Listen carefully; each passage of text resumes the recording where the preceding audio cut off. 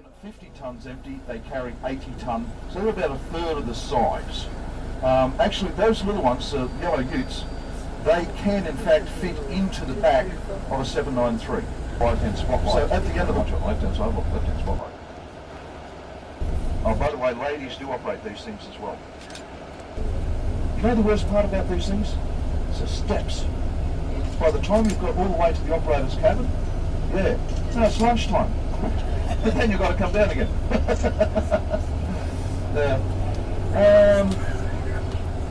You see over here we've got that square style body, it's 213.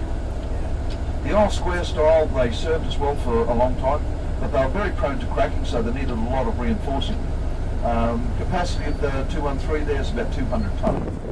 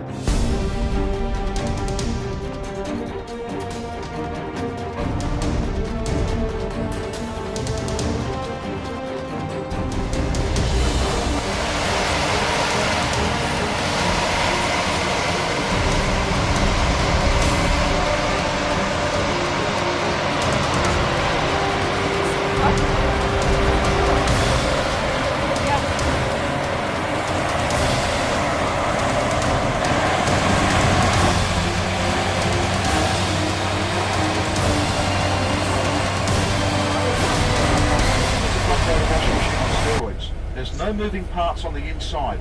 The rock just travels up through the drum, and when it gets up to the top it just rumbles down and rocks fall down and break the other rocks.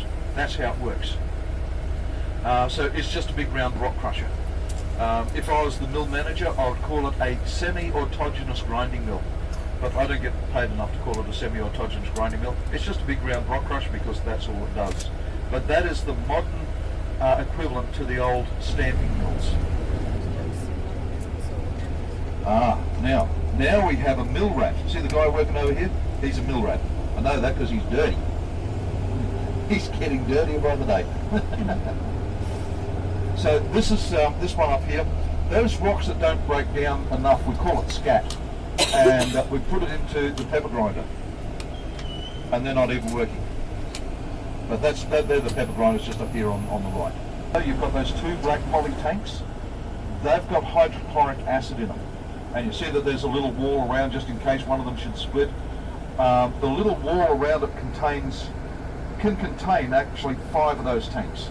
So it contains, we won't overflow it. And as we get closer to it, you'll see that it has a shower just beside it. That's shower 31.